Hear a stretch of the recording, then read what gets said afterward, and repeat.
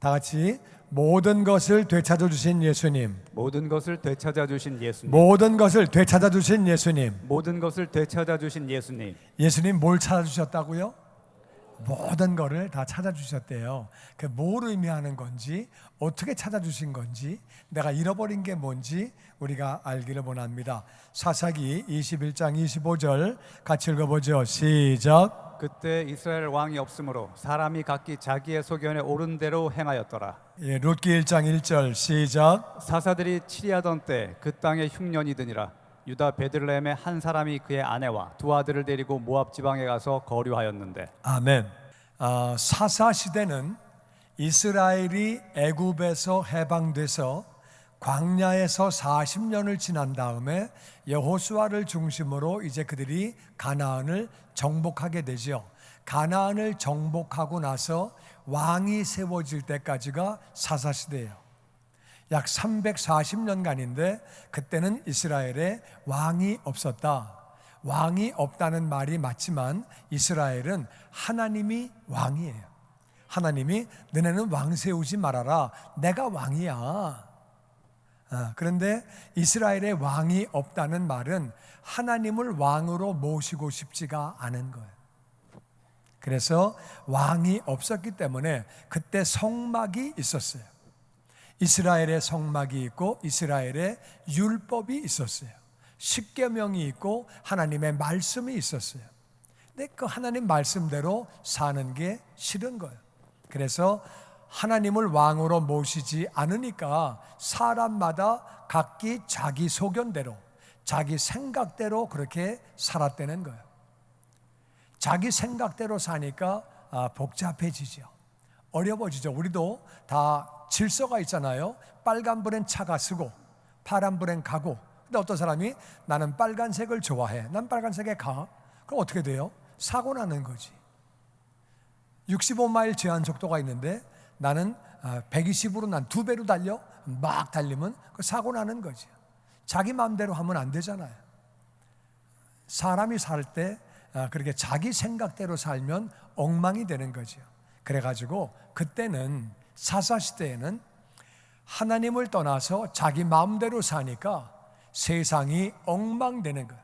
힘 있는 사람은 훔치고 뺏어오고 가져오고 힘없는 사람은 뺏기고 그냥 뭐 하나님을 떠나서 우상을 섬기고 이방신을 섬기고 엉망진창되는 거예요.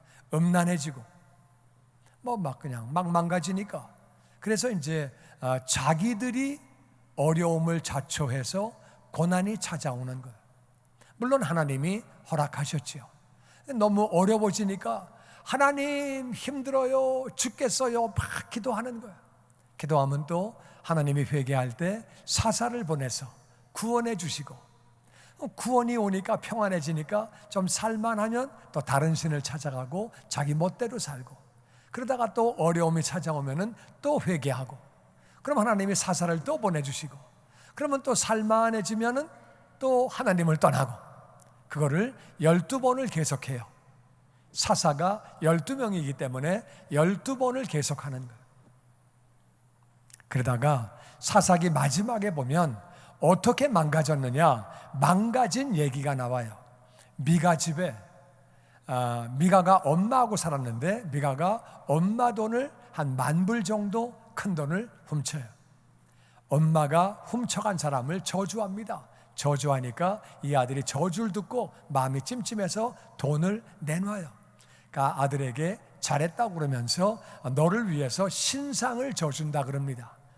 엉망이죠. 어떻게 신상을 져주면 망가지는 건데. 그래가지고 엄마가 아들을 위해서 신상을 져주고 자기는 하나님 앞에 헌신했다고 말합니다.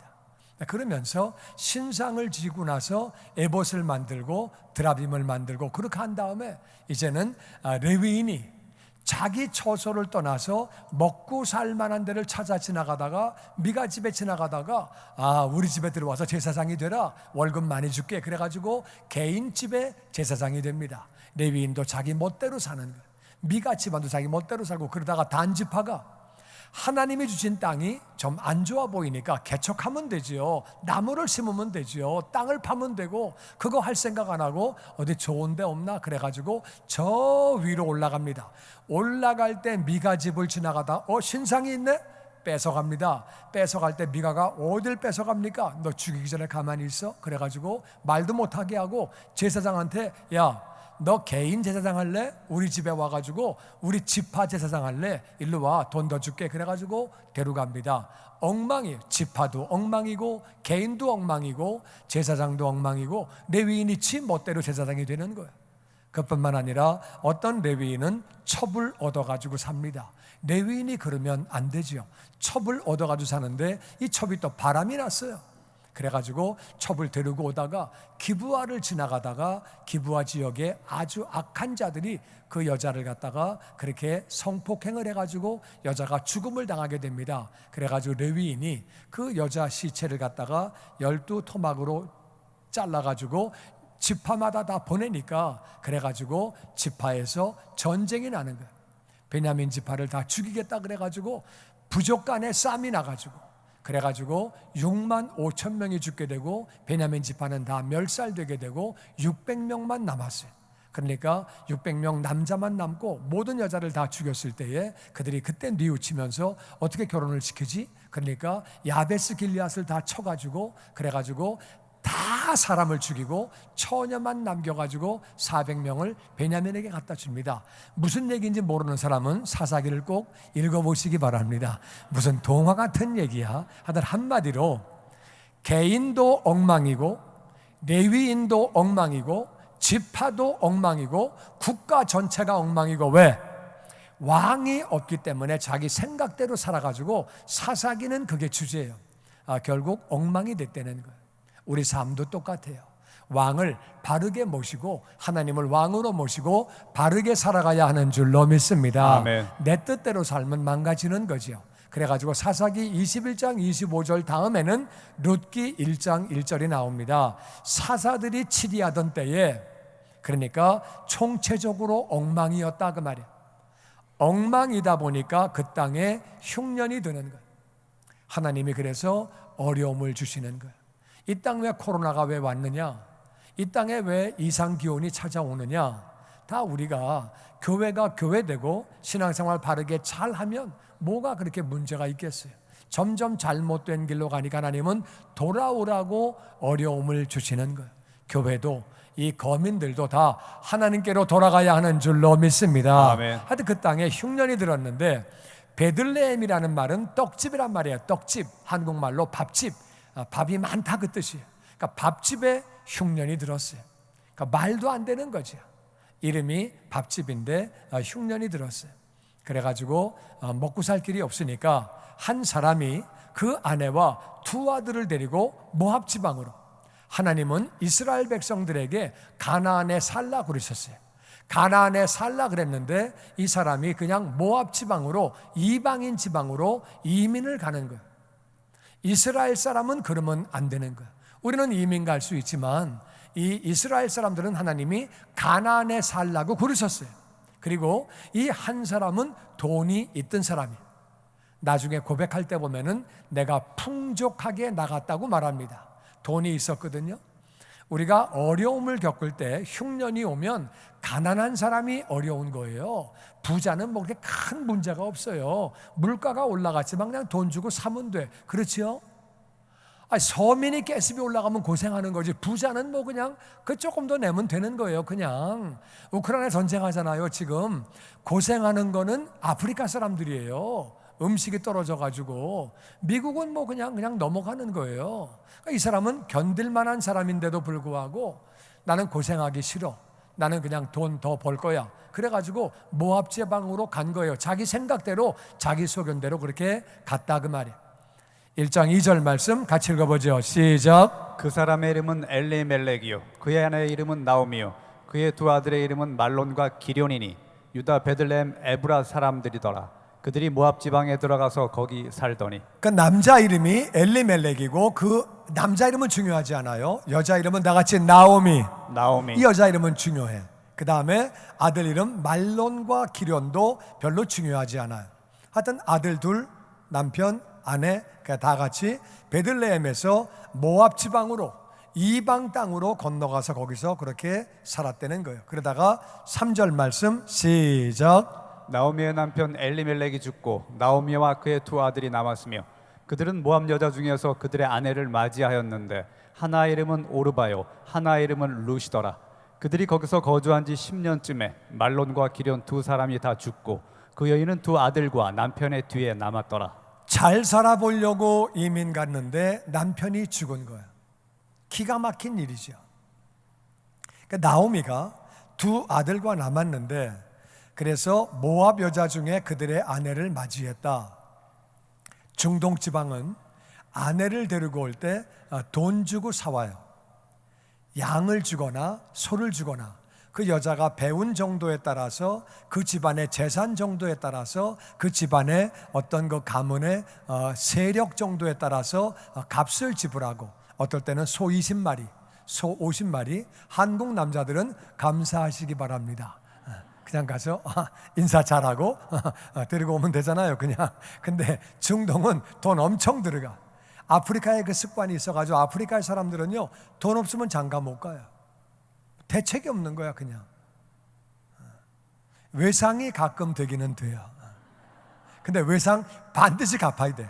못 갚으면 딸을 데려갈 때 딸이 낳은 애까지 데려가요. 그 얼마나 서러워요. 다 뺏기게 되는데. 농담 같지만 진담이에요. 제가 가르친 제자 가운데 정말 그런 케이스가 있었어요. 그래가지고 이렇게 부인을 처갓집에서 데려가고 애까지 데려가고 그런 것들이 있었어요. 하여튼 그런데 큰 며느리는 오르바고 둘째 며느리가 룻이다. 다 같이 룻이 있었는데 그들이 10년쯤 거기 살았는데 이번에는 아들 둘이 다 죽었다. 기가 막힌 노릇이에요. 잘 살러 갔다가 그렇게 남편이 죽고 아들들이 죽고 여자가 혼자 남았어요. 이 여자는 얼마나 기가 막혔겠어요. 남편 죽은 것도 정말 너무 힘든 일인데 아들 둘이 다 죽었을 때 억장이 무너졌겠지요. 뭐 엄청 힘들었겠지요. 그랬는데 소문을 들었더니 이스라엘의 흉년이 끝났다는 거예요. 이스라엘은 농사가 잘 됐다는 거예요. 그러니까 나오미가 나 집에 갈래. 남의 나라 좀 잘 살라고 왔다가 이게 뭐야? 나 고향으로 돌아갈래. 손 털고 돌아가려고 그러니까 그래가지고 며느리들에게 얘기합니다. 얘들아, 난 간다. 너희는 친정집으로 돌아가라. 여자들에겐 이게 정말 좋은 뉴스예요. 친정집으로 돌아가면 자기들이 또 시집 갈 때 또 돈을 받고 가게 될 수 있고 자기가 이제 친정집 가면은 자기는 자유몸이 되는 거예요. 돈 주고 샀기 때문에 시어머니가 평생 종으로 부려먹어도 할 말이 없는 거예요. 그런데 이제 시어머니가 가라 그러니까 맨 처음에 오르바는 아이 그래도 어떻게 가요? 저 못 가요. 그럴 때 가라. 그러니까 오르바가 예 땡큐 그리고 그냥 딱 가버려. 룻은 가라. 그러니까 저 안 갑니다. 가라. 안 갑니다. 그러면서 안 간다고 하면서 한 얘기가 16절에 나옵니다. 같이 읽어보죠. 시작. 룻이 이르되 내게 어머니를 떠나며 어머니를 따르지 말고 돌아가라 강건하지 마옵소서. 어머니께서 가시는 곳에 나도 가고 어머니께서 머무시는 곳에서 나도 머물겠나이다. 어머니의 백성이 나의 백성이 되고 어머니의 하나님이 나의 하나님이 되시리니. 아멘. 이 룻은 굉장히 효녀예요. 아니 며느리가 시어머니에게 누가 이렇게 합니까? 진짜 효도를 하고 있는데 여기 보니까 다 같이 어머니의 하나님, 어머니의 하나님, 나의 하나님. 나의 하나님. 모압 지방에도 신이 있어요. 그들이 섬기는 신은 그모스 신이라고 그러는데 그 그모스 신은 머리는 소고 밑에는 사람 몸이에요. 그런 형상을 만들어 가지고 거기다 제사를 지냈는데 이게 끔찍한 나라예요. 어린애를 죽여가지고 바치는 거예요. 야, 그러니까 이게 정말 이 진짜 못된 나라예요. 그래가지고 어린애를 그렇게 제사를 지내는 거예요. 근데 이제 왜 제 생각이에요. 제 생각에 거의 맞을 거예요. 이 나오미가 하나님을 섬기는데 룻이 옆에서 가만히 보니까 이 시어머니가 굉장히 나를 사랑으로 대해 주시오. 다른 집안에서는요, 이 며느리를 돈 주고 사왔기 때문에 완전 종이에요. 아프리카에서 보면은 여자는 완전 종이에요. 돈 주고 사왔으니까. 그러니까 완전 노예 부리듯이 부려먹어요. 그래도 여자들이 할 말이 없는 거예요. 딱 그렇게 하는데 이 시어머니는 굉장히 사랑으로 대해주는 거예요. 이 시어머니는 다르다. 왜 다를까? 보니까 하나님을 믿는 거예요. 하나님에 대해서 물어봤겠죠. 하나님에 대한 얘기를 했겠죠. 하나님은 이런 분이다. 그리고 우리가 십계명을 지켜야 돼. 다른 신을 섬기면 안 되고 우상을 섬기면 안 되고. 그래, 무슨 소대가리 만들어 놓고 사람 만들어 놓고 애를 갖다 바쳐. 말도 안 되지. 그런 하나님이 어디 있어? 우리 하나님은 부모님을 공경하라 그러고, 아 그래, 부모님을 공경해야지. 거짓말 하지 말라 그러시고, 훔치지 말라 그러고, 사람을 죽이지 말라 그러고, 아 이게 진짜 좋은 하나님이네. 그러니까 이제 룻의 마음 가운데, 아 이 나오미의 하나님을 좀 나도 믿어야 되겠다. 시어머니 하나님을. 그것도 좋은 게 뭐냐면은 아버지가 돌아가셨는데 어머니가 물론 마음이 아프지만 잘 이겨내시는 거예요. 아들들이 죽었는데 둘 다 이거는 정말 통곡을 하고 기절을 하고 정신이 나갈 일인데도 슬퍼하는데도 잘 이겨내는 거예요. 그 마음에 평안이 있는 거예요. 이분이 어떻게 이런 상황을 다 이기냐. 그리고 고향으로 돌아간다 그러면서 며느리들을 되게 가라 그러냐. 돈 주고 샀는데. 이분은 참 이웃을 사랑하는 분이다. 네가 우리 고향 가면 너는 이방인이기 때문에 너 고생해. 그러니까 돌아가.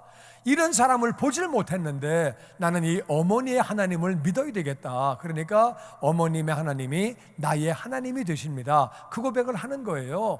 룻은 원래 그 고향 자체가 이방신을 섬기기 때문에 하나님을 몰라요. 그런데 이제 나오미를 통해서 하나님을 알게 되는 거고, 그 당시에는 창세기, 출애굽기, 레위기, 민수기, 신명기, 여호수아, 성경이 그거밖에 없는데 그거는 이스라엘의 왕들도 구하기 어려운 거예요. 성경이 지금과 같이 막 책으로 있는 때가 아니에요. 그러니까 그냥 전해져 내려오는 얘기로 그냥 계명 가운데 10계명 정도 알았겠지요. 그런데 그냥 그렇게 하나님을 딱 달라붙어서 믿는 거예요. 그러면서 그 다음에 17절에 이렇게 말합니다. 시작. 어머니께서 죽으시는 곳에서 나도 죽어 거기 묻힐 것이라. 만일 내가 죽는 일 외에 어머니를 떠나면 여호와께서 내게 벌을 내리시고 더 내리시기를 원하나이다 하는지라. 나는 어머님을 절대 떠나지 않겠다고, 내가 떠나가면 벌 받는다고 하나님 앞에 그렇게 말하니까 나오미도 그래, 그러면 같이 가자. 그래서 이제 같이 가게 되는 거지요. 가게 됐는데 이제 가가지고 정말 망해가지고 돌아왔으니까, 망했기 때문에 뭐 살 길이 없잖아요. 살 길이 없으니까 며느리가, 어머니는 나이가 드셨고 며느리가 가가지고 어떻게 이삭을 주워와가지고 그렇게 이제 어머니를 봉양하려고 이삭을 주우러 나갔는데 2장 3절에 그 모습이 있습니다. 같이 읽어보죠. 시작. 룻이 가서 베는 자를 따라 밭에서 이삭을 줍는데 우연히 엘리멜렉의 친족 보아스에게 속한 밭에 이르렀더라. 마침 보아스가 베들레헴에서부터 와서 베는 자들에게 이르되 여호와께서 너희와 함께 하시기를 원하노라 하니. 아멘, 아멘. 그러니까 이제 룻이 가서 베는 자를 따라 밭에서 이삭을 줍는다고 그랬는데, 이스라엘은 법이에요. 하나님의 율법이 뭐냐면은 벼를 자르거나 뭐 밀을 자르거나 보리를 자르거나 이삭을 이렇게 이제 하다가 떨어지면, 떨어진 거는 줍지 못하고 거지나 고아나 과부나 어려운 사람이 주워가게 돼 있어요. 그러니까 이거는 이스라엘은 떨어진 것을 와서 누가 주워가는 게 합법이에요.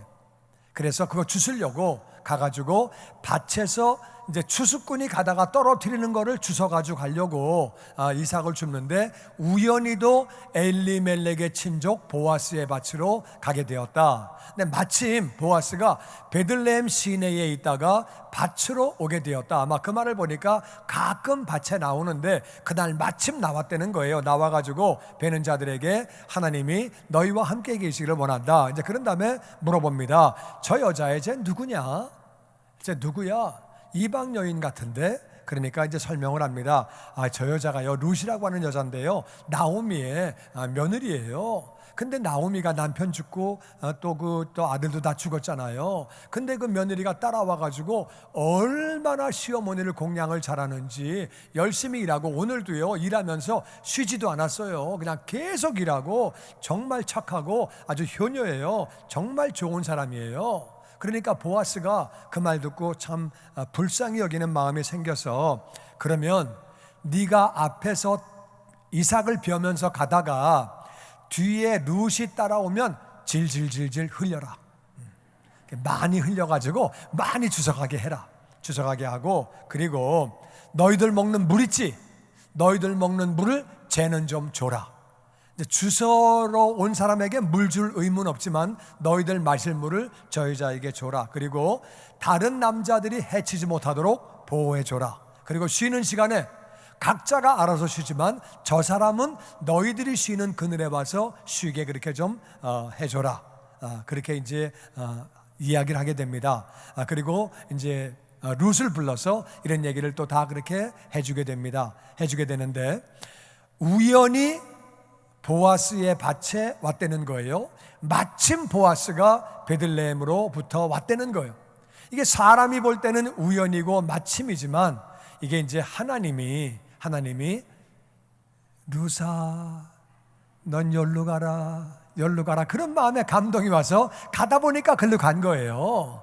그러니까 이제 보아스도 그날 갈 일이 없는데, 보아스야 밭에 가봐야지 그런 마음이 들어서 간 거예요. 사람이 볼 때는 우연이고 사람이 볼 때는 마침 그런 생겼지만 하나님이 뒤에서 역사하시는 줄로 믿습니다. 아멘. 하나님이 그렇게 해서 그렇게 보아스와 룻이 그렇게 만나게 된 거예요.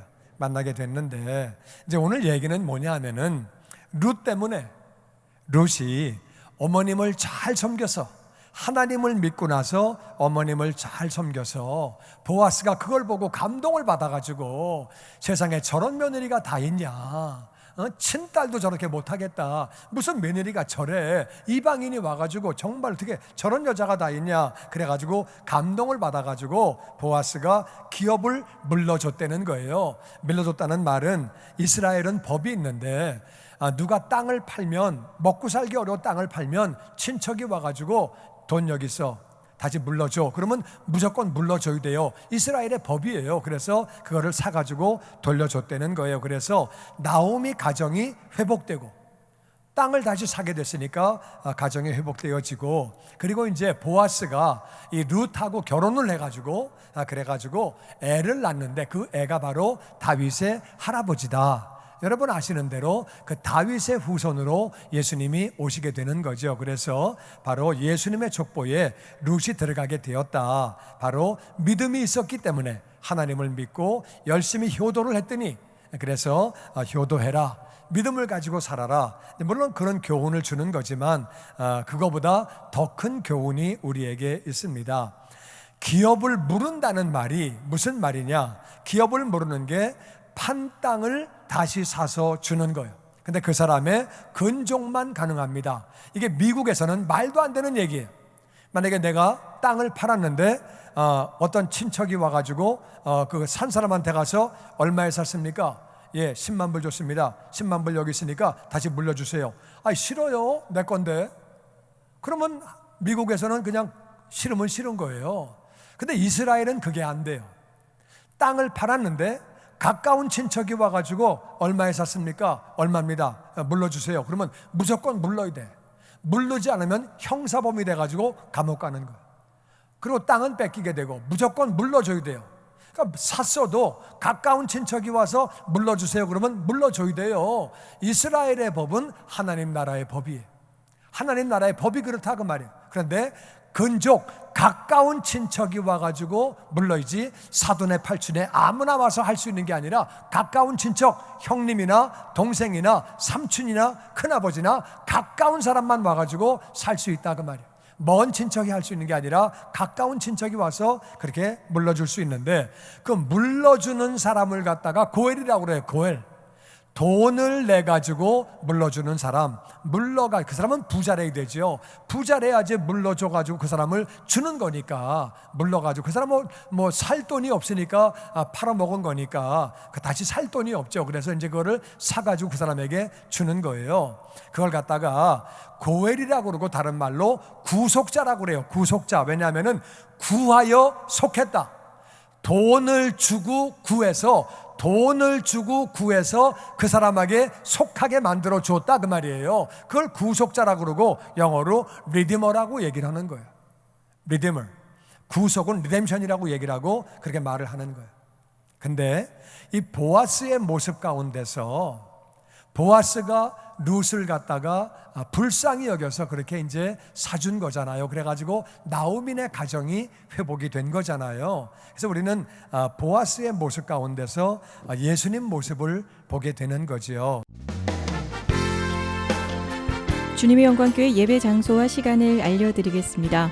주일 예배와 금요 예배는 글로리 비전 센터에서, 수요일에는 호프 센터에서 예배를 드리고 있으며, 장소는 1801 사우스 그랜드 애비뉴, 워싱턴과 그랜드가 만나는 코너에 위치하고 있습니다.